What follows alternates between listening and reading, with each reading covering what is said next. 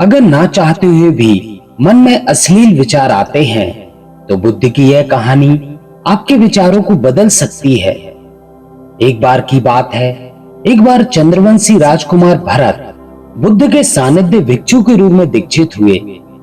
बुद्ध अपने भिक्षुओं को उपदेश देने के साथ साथ उनको भिक्षाटन के लिए भेजा करते थे, जहां से उनको भिक्षा मिला करती थी।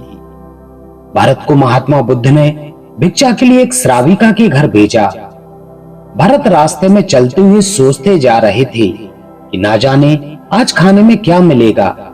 हमेशा महल में खाने के लिए अनगिनत स्वादिष्ट पकवान मिला करते थे, लेकिन आज जो कुछ भी मिलेगा उसी से काम चलाना पड़ेगा।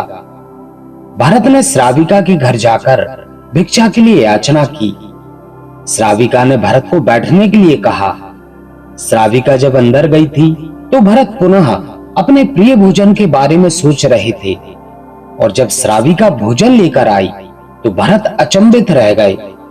भरत अपने प्रिय भोजन को देखकर बहुत खुश हो गए और भरत भिक्षा ग्रहण करने लगे।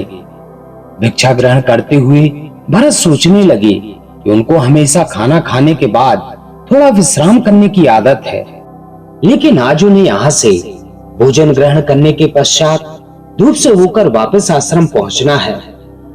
भोजन हो जाने के बाद श्राविका ने भरत को कुछ समय विश्राम करने के लिए आग्रह किया। भरत पुनः खुश हो गए और सारी इच्छाओं की पूर्ति होते देख भरत इसको एक संयोग मानकर कुछ देर के लिए लेट गए। लेटते हुए भरत सोचने लगे कि आज तो सोने को भी मिल गया। जब भरत सोकर पुनः उठे तो श्राविका ने कहा कि आपको जब तक यहाँ पर रहना है आप यहाँ पर रह सकते हैं। अब भरत समझ गए कि यह कोई संयोग नहीं है, श्राविका जरूर मेरा मन पढ़ रही है। भरत खड़े हुए और श्राविका से पूछा, मुझे क्षमा कीजिए और मुझे एक बात बतलाइए, क्या आप मेरा मन पढ़ सकती हैं? आप यह सब कैसे कर लेती हैं? श्राविका ने कहना शुरू किया, शुरू में मेरे लिए बहुत कठिन था, लेकिन मैंने खुद के विचारों को देखना शुरू किया। शुरू में मेरे विचारों की संख्या अनगिनत थी, पर मैंने अपना पूरा ध्यान उन विचारों पर केंद्रित किया और मैंने बिना पक्ष विपक्ष के अपने विचारों को देखना जारी रखा, और धीरे धीरे मेरे विचारों की संख्या कम होती गई और मेरे सारे व्यर्थ के विचार दूर होते गए। तब से मैं दूसरों के विचार पढ़ लेती हूँ। यह सब सुनकर भरत घबरा गए। भरत ने श्राविका से आज्ञा ली और वहां से निकल पड़े। रास्ते में चलते हुए भरत अपने मन के विचारों का स्मरण करने लगे। भरत के मन में श्राविका के बारे में अश्लील विचार आए थे। श्राविका ने भरत के बारे में क्या सोचा होगा, यह सोचकर भरत को खुद पर शर्म आ रही थी।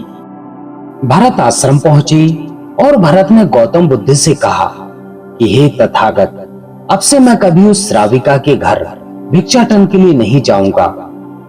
बुद्ध ने भरत को बैठाया और कहा, क्या हुआ बंते, तुम मुझे अपनी पूरी व्यथा विस्तार से बताओ। भरत ने विस्तार से सारी बात बताई। भरत की बातों को सुनकर गौतम बुद्ध ने कहा कि आज से 7 दिनों के लिए तुम श्राविका के घर भिक्षाटन के लिए जाओगे, लेकिन तुमको कुछ बातों का ध्यान रखना पड़ेगा। तुम जाते हुए अपने चित्त को पूरे होश में रखना और तुम्हारे अंदर कौन से विचार उठ रहे हैं उन पर ध्यान केंद्रित करना। होशपूर्ण और जागृता के साथ ध्यान रखना कि कौन सी वासना तुम्हारे भीतर उठ रही है।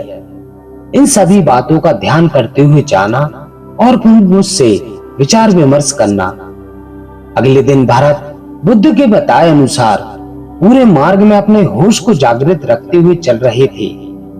भिक्षु आज पूरी तरह से जागा हुआ था और जैसे जैसे श्राविका का घर नजदीक आ रहा था, भरत की घबराहट बढ़ रही थी।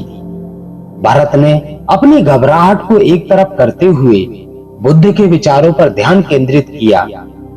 जब भरत श्राविका के घर पहुंचा तो उसके दिमाग में केवल एक ही सन्नाटा था, जिसके भीतर कोई भी वासना, कोई भी कामना नहीं थी और ना कुछ पाने की इच्छा थी। भिक्षु भरत ने श्राविका से भिक्षा ली और वहां से वापस निकल गया। आज भरत रास्ते में नाचते हुए आया। आज उसको जो आनंद की अनुभूति हुई थी वह अद्भुत थी और आज से पहले इस आनंद को उसने कभी महसूस नहीं किया। भरत ने आश्रम जाकर गौतम बुद्ध को प्रणाम किया। तो दोस्तों, आशा करते हैं आपको यह कहानी बहुत पसंद आई होगी। वीडियो पसंद आया हो तो वीडियो को लाइक व शेयर जरूर करें। इसके साथ ही जो भी मित्र हमारे चैनल पर नए हैं और जिन्होंने अभी तक चैनल को सब्सक्राइब नहीं किया है, वे चैनल को सब्सक्राइब जरूर करें और बेल आइकन प्रेस करके ऑल करें, ताकि आगे आने वाली वीडियोस की नोटिफिकेशन आपको समय पर मिलती रहे। तो दोस्तों, इस वीडियो में बस इतना ही। मिलते हैं ऐसे ही किसी अन्य ज्ञानवर्धक वीडियो में। तब तक अपना ख्याल रखें। आप सभी को बहुत बहुत धन्यवाद।